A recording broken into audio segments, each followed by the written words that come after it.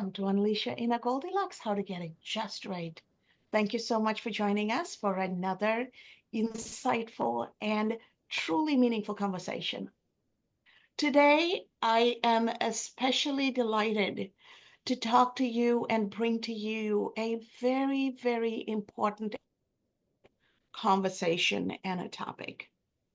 We live in a world where everybody is focused on how am I going to get my life just right? How am I going to survive whatever is going on today? And how do I get past to living my dream, living my purpose?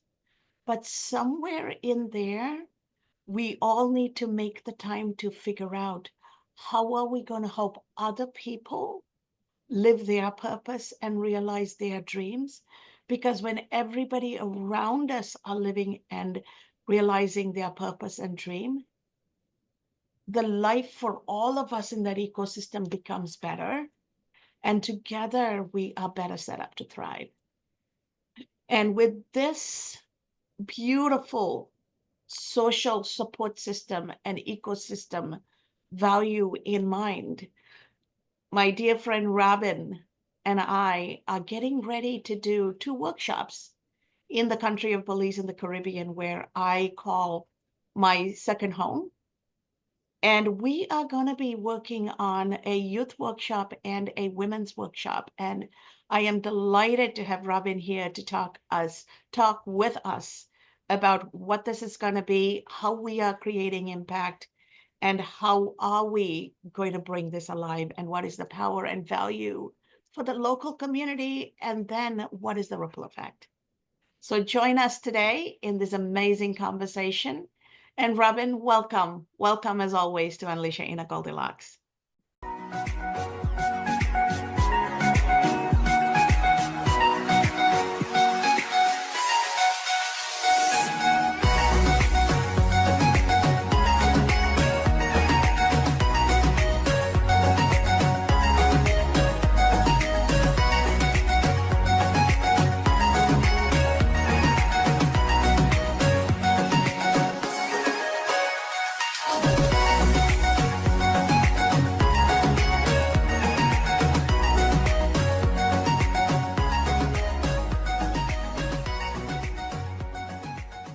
Of course, I'm always glad to be here. I'm glad to be here every Saturday morning at 7 o'clock in Los Angeles, and it's always very inspiring.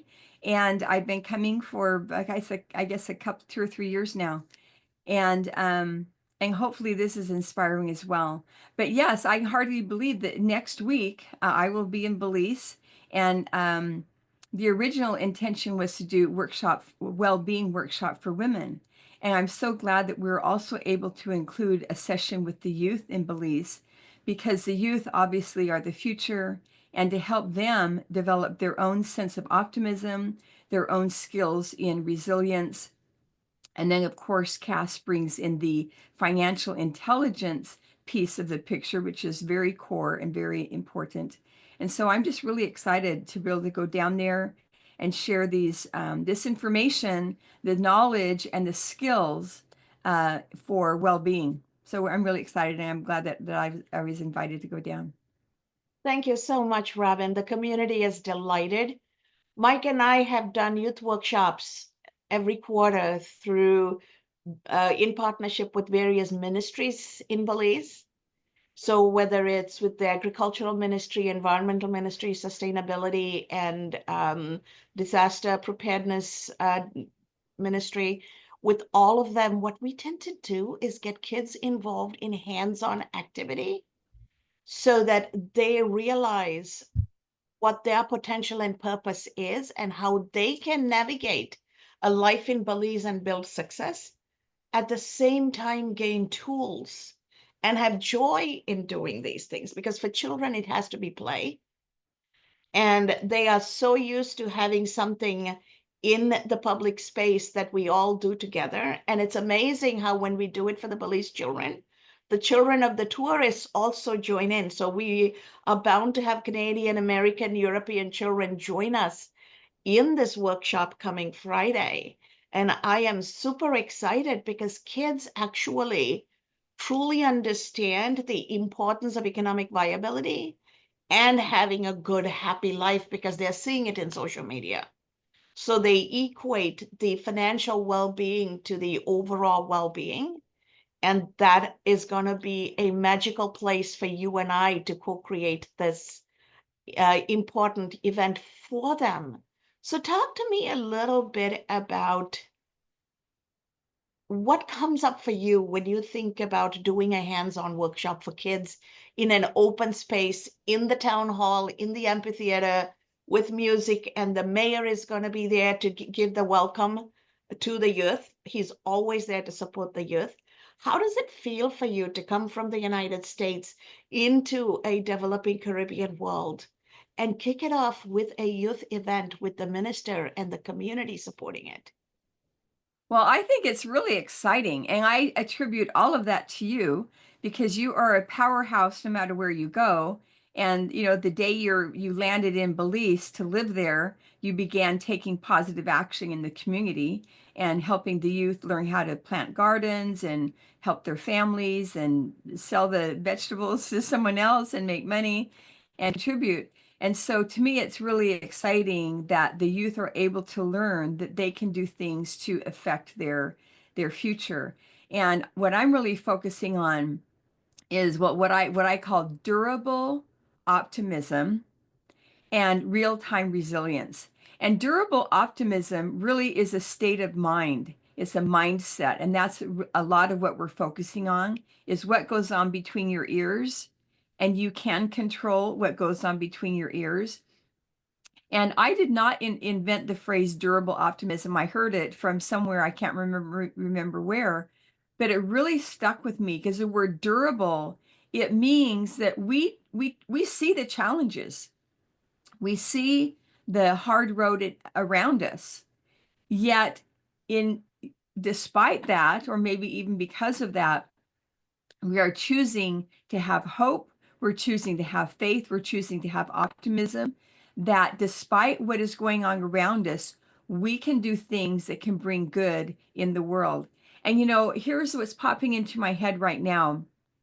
Um, there was um, a woman, she's Russian, but she had the visa to be in the United States.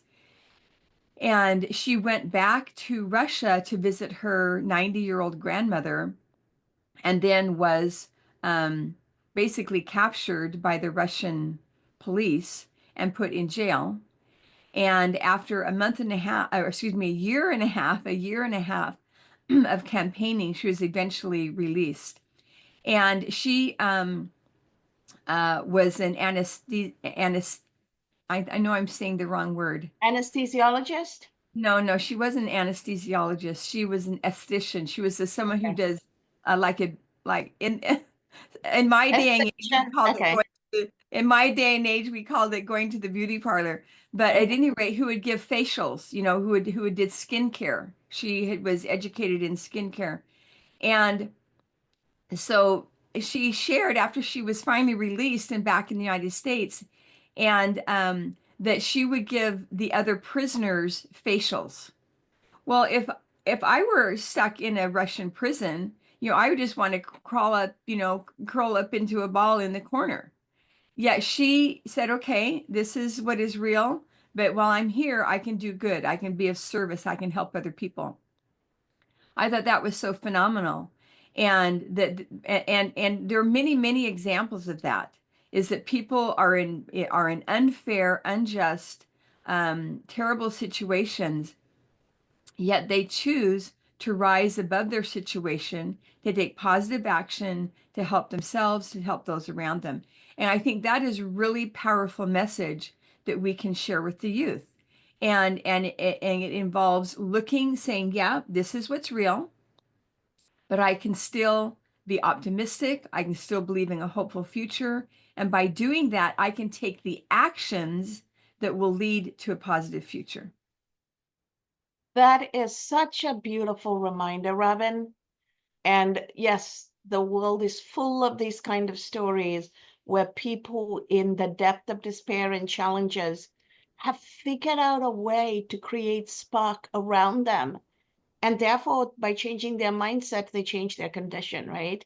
And so that is going to be such a magical way to deal with the children here, because children don't have much hope. Children don't have much opportunity. And with the aid and so much of the support being cut off in our current condition, it is even harder, especially because Belize chose to peg their currency to the United States and anchor everything to the United States to a point where even imports into Belize comes only from the United States. Belize cannot buy even petroleum from another country. We have to get it from the United States at the United States marked up price. Whereas just across the border, 5 miles from where I live in Guatemala, they get it directly from Venezuela, and the price is about $5, $6 cheaper per the gallon, right? So when everything is tied to a country and a partnership, and that partnership suddenly doesn't fully function, that creates so much more challenges for the local community. And so to me, you coming here, coming from the United States, and us doing this as a US uh, presence in Belize kind of a program, it is my hope and prayer that it also shows people that the everyday people care, and the everyday people can build bridges even if the politics and the public policy is not open to it.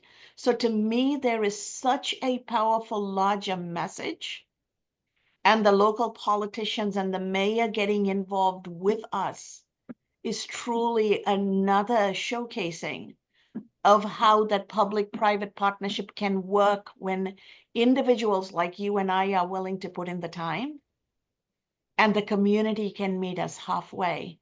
And I know that this is going to be a hands-on fun experience. So what are some of the ways in which you're going to make this fun for kids? Because it's going to be very different running the workshop for the children compared to the adults, right? Saturday, we're doing it for the adults. But for the children, what can they anticipate in terms of a hands-on experience, Robin? Well, I very much believe that there is a lot of collective wisdom in any group. So, all of my presentations, regardless of whether I'm addressing finance officers or youth, it is very interactive. And there's a really fun exercise that I learned about, and it's called Rose, Thorn, Bud. And so get into groups of two or three and share what is a rose in your life, something that you really enjoy, something that you are really grateful for. What is a thorn in your life? Something that you're really nervous about, or something you're scared about. It's something that's really giving you a hard time. And what is a bud? What is something that you're looking forward to? And I think because I want the youth to be able to feel connected to themselves and then connected to notions of humanity. And so everyone who's human can have a rose. If you look for roses, there are roses. There are roses all around you. And on the other hand, everyone has a thorn. Everybody, doesn't matter how wealthy you are, how intelligent you are, everyone has something that is a challenge to them. But if we're only looking for thorns, yeah, you're going to find thorns. If you're looking at a rose bush, if you look for thorns, yeah, you're going to find thorns. But there's also roses. And then also the bud. I think that's really, really important, because everyone can have something that they are looking forward to, or something that they are trying to accomplish. It's still in its infancy stage. And and the notion of roses, in the broader category of flowers, is I love the metaphor of a tiger lily, or more recently the metaphor of an amaryllis flower. A tiger lily, they come in these really, really tight buds, and I I've gotten them multiple times, and there'll be sometimes there's one bud that it just is so slow. I think this is never going to bloom. It's never going to bloom. Finally, it starts to bloom, and then at the end, the little tips will be kind of stuck together. And I think, okay, it's just not going to go. And then all of a sudden, boom, there it is. Every time I see tiger lilies blooming, it's just so hopeful, that even something that you think is never going to work out, you keep taking realistic, positive action, and it may turn out differently than what you were originally envisioned, but it can turn out as something positive. I love that. I absolutely love the tiger lily illustration. Thank you so much, Robin. And I know from the children's event on Friday, we are going to pivot to a women's event for the Mother's Day weekend on Saturday. And Belize is a community where mothers raise families, mothers support the families. They work and run the household and end up taking care of two generations because men don't always stay and families don't always function together. So the women have so much more responsibilities than a two-parent family most of the time. And they are going to invest their time for their own well-being with us on Saturday. And you and I are women. It doesn't matter where in the world we are. We all go through similar life events, life circumstances, and life's challenges.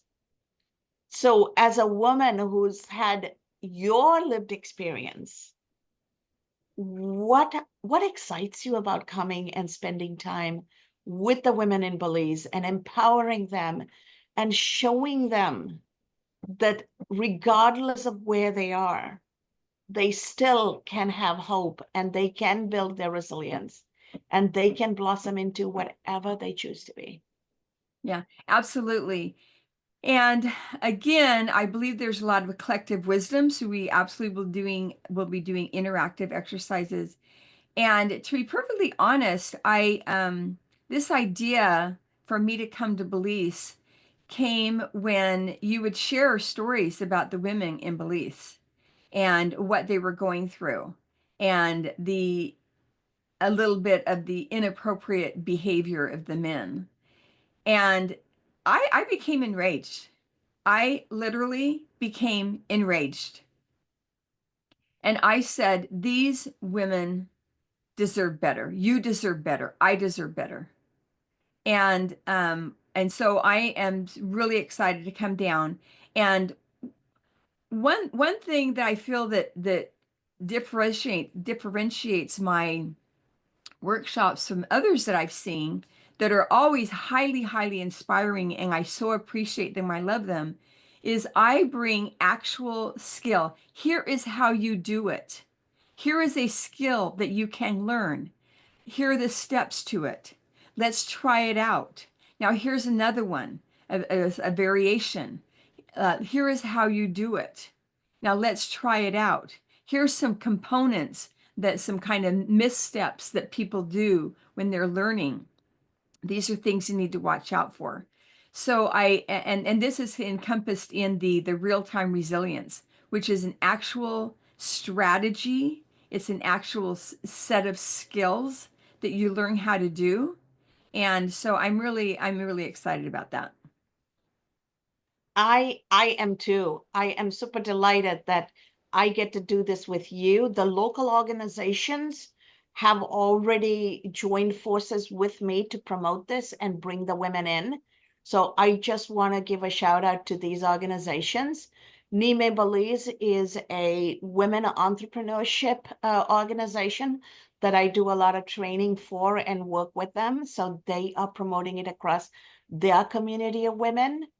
EduBalance is a organization run by Deborah. Deborah has been on this podcast, and she's an educator and an administrator who is working with me and directly even with the community to bring improvement in the condition of teachers of all variety.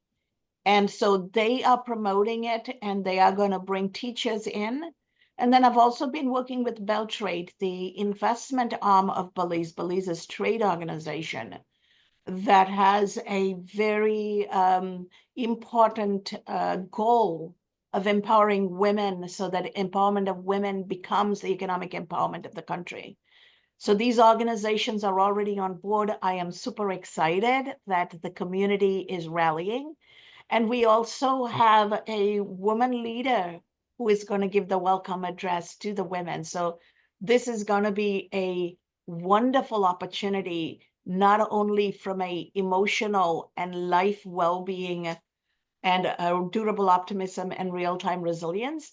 Baked into all of that is the importance of understanding our relationship with one another and our relationship with a sense of abundance, and therefore the relationship to wealth creation that is beyond money.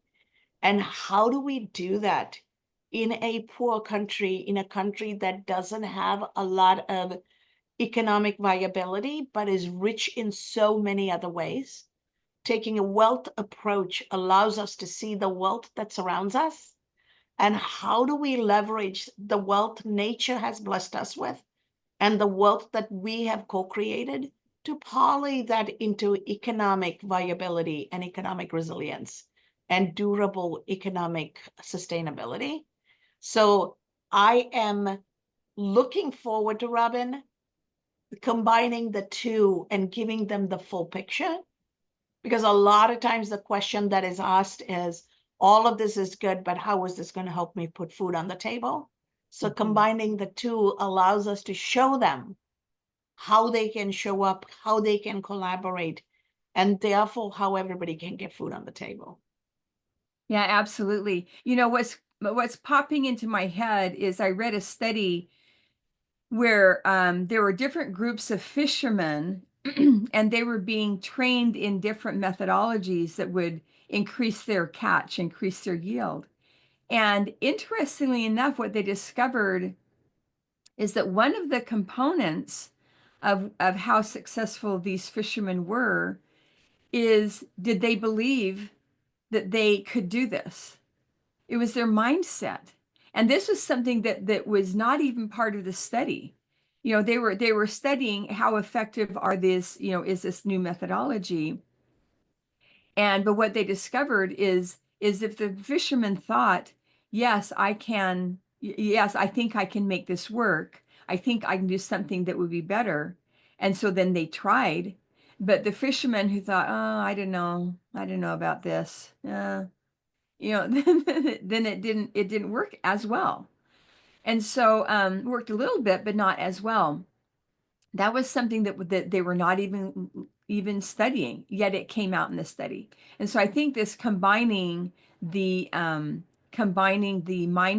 and combining the, not just the mindset plus the skills that go along with improving your mindset, and then the financial piece, combining it all together, I think is really the only way to do it. Absolutely. And Robin, we are donating our time, we are donating our intellectual property, everything for the sake of doing the right thing. But Yes. there are costs involved in our travel from the United States to Belize. You're going to be staying with me, so we don't have to worry about accommodation. But there is flight, there is the actual cost of putting this workshop together. And so we are doing a GoFundMe page to raise some funds. And we are calling on our networks and our communities to support us, even a $25, $50 donation to help make this happen. And if we can pull this off, then the goal is to actually do this annually and make it bigger and better and more impactful with more people coming in and joining us. So, can you take a moment and share where people can go to donate for this very important cause? Yes. If you go to GoFundMe, the code is 6442 little then a D, lowercase d is in dog, 160. And the name of the fund is Empower Belize Well-Being Workshops for Women and Youth. So I'm going to repeat that name again. It's GoFundMe 6442D 160, and it's Empower Belize Well-Being Workshops for Women and Youth. Thank you so much, Robin. And I will make sure that we promote this link as part of the release and the pre-announcement of the release. And I am excited for your maiden trip into Belize, spending time in the community, and hopefully you will get to see a little bit of the culture and experience the richness of what Belize has to offer. So before we open this up to the live audience, what I want to do is ask you one question. What do you want to do when you're in Belize outside of this workshop so that I can work with the community to make that happen for you? Oh, well, one thing that I've already organized is there is a small branch of my faith tradition in Belize. And so on Sunday morning, I will be attending church just like I always do, but it'll be in Belize. And and I offered to them that I would do these well-being workshops, one or more of the well-being workshops for women. And we're still kind of getting that organized, but it's Mother's Day. In the United States, it's Mother's Day. And I didn't realize that they also celebrate Mother's Day on that same day in Belize. So it's Mother's Day in Belize. And it is the day where after you have the general church service for everyone, then the women go and have their a little meeting for the women, and the men have a meeting for the men. The kids have a meeting for themselves. And so in that second, we call it the second hour, then I said, well, I'll do my well-being workshop for Mother's Day. And that way the women who normally have to, do a lesson and organize everything, that they can just have a total day off. They just have to show up. And then I will do either the same one or it will be a modified one for them. So I'm excited about that.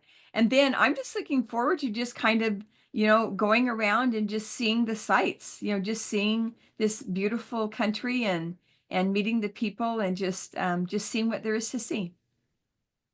Wonderful, wonderful. Thank you so much.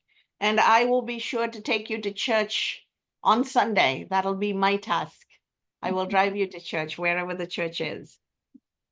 Excellent. That's I think great. I know some of the people who go to church there. So there will be people I know as well. So that'll be fun. Well, great. So, I'm very much looking forward to it. And I love history. I love geography. I just love learning how countries have grown and developed. So I really love the historical aspect of any location that I'm at. And so just learning the history of Belize and just seeing the beautiful surroundings and meeting the amazing people there, that's just what I'm looking forward to. okay, if we can manage it on an early morning, I might take you to Zonatanech. It's a Mayan archaeological site that is still there, still protected by a water moat. You have to actually have a pulley tugged tender take you and your vehicle across the water to then walk up the Mayan mountain to the entrance. So it might be something that you would appreciate. And to me, every time I take somebody else with me or I go by myself, it's a spiritual journey to remind us that there are things that we as humans do that are going to outlast us. And so our life and the actions we take in our life is truly the message we leave, not the words, but the actions we take. And Zonantanich stands as a testament for thousands of years ago. Somebody built something that is a place of history, a place of peace, and a place of introspection. And to me, that is powerful. So hopefully, we can carve out some time early morning before the hot sun comes out to go and do that and give you a little bit of that Mayan history of Belize. I think that sounds fantastic. I love Thank it. Love it. you, Robin. So let me open this up to the live audience if they have any questions before we wrap this up. Go ahead, Dr. Menon. Sorry, I don't have my video on. I'm in the middle of driving. Can you hear me? Yes. Absolutely. Go ahead. Okay. It's so exciting. I'm almost like wanting to get on a flight and join you guys at the and be one of the participants. But it's really inspiring, and I wanted to say it's not a question really, but with a lot of this resilience and things that you're talking about, it's exciting and inspiring because you're starting to teach self-worth, because without self-worth and self-acceptance in the youth and within ourselves, the resilience that is the foundation of the resilience fountain. Is that correct? Yes. Mm-hmm. Yeah. Okay. Yeah. So I was just stating another fact of like the just the way of this uh court this um that you're developing in Belize. It's really fundamental to humanity, and just a better way of living, and showing how finance and running a business and sustainability is sustainable and can be done in a very, very gratifying and even though self-fulfilling, and more than just your bank account. It's more in the mankind account as well. And is that where your course differs from a lot of other leadership and self-development courses come from? Yeah. Absolutely. Yeah. Absolutely. Yeah, definitely.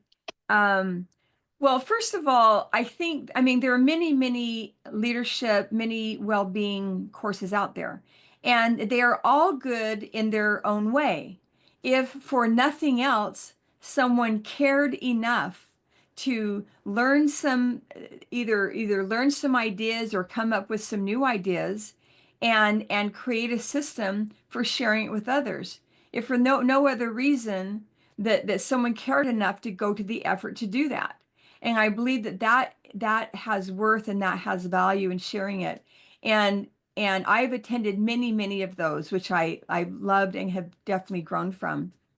And as I mentioned, I feel that one area that I think that I excel at is especially in this category of real-time resilience, where there are actual skills, actual strategies.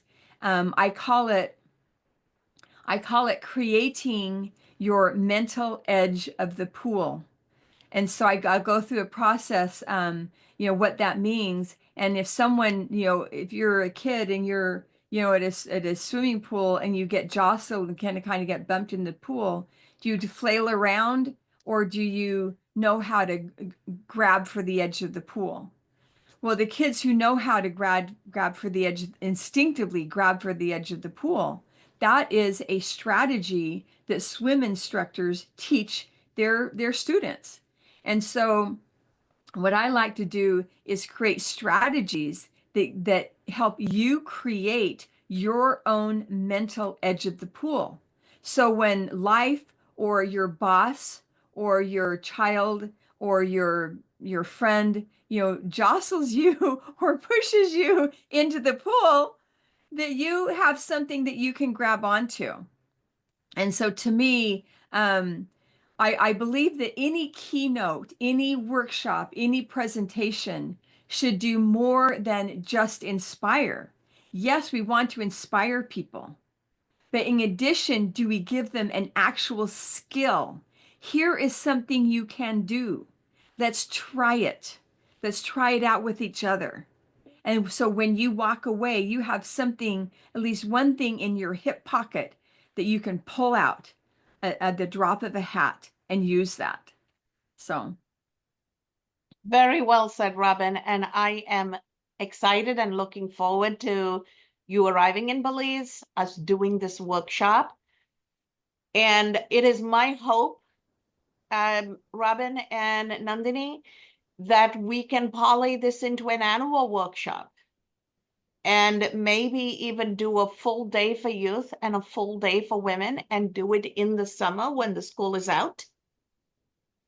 And if we can do a full day's program, Nandini, why not have a medical doctor who can inspire children and inspire women and bring well-being from a medical and health perspective as well? So there are various ways we can explore this. If this is something that excites you, I know, Nandini, you like to work with communities to empower them as well. So there are opportunities for us to build this into something larger. And we will keep you informed. We will keep the Goldilocks community and our Women Investing in Women community, both communities informed so that we can truly build, not just in Belize, we might even be able to take this across the Caribbean. So I am delighted, excited, hopeful, and truly honored to be in a position to bring this to the community I call my second home, and to all the women and children of Belize, and actually the fathers of Belize. There are a lot of good men, good fathers who truly are supportive of their children and their spouses and their significant others. So please join us. Please join me in this endeavor to build a stronger, more resilient, more viable Belize, because Belize has everything going for it. And I would love to see all hands on deck helping make this happen. And to our audience out there, please, in any way, shape, or form, you can help with the GoFundMe page. We welcome with a grateful heart to bring this program to our community in Belize. And to Robin, thank you so much for taking the time and coming to Belize. I am confident that we are going to make an impact, and this is going to be the first step towards something larger. And as I wrap this up, let's take a moment and think about what truly matters in life. What truly gives happiness, what truly gives lasting peace, is the ability to positively impact the life of another. And whether we realize it or not, that is a gift that keeps giving. It is a gift that is fulfilling. And my call to action today to everybody is find that one way that you can make the life of another better. And you'd be surprised at how much your life gets better, how much joy you get from it, and how quickly what you feel is your challenge will turn into possibilities and positive outcome.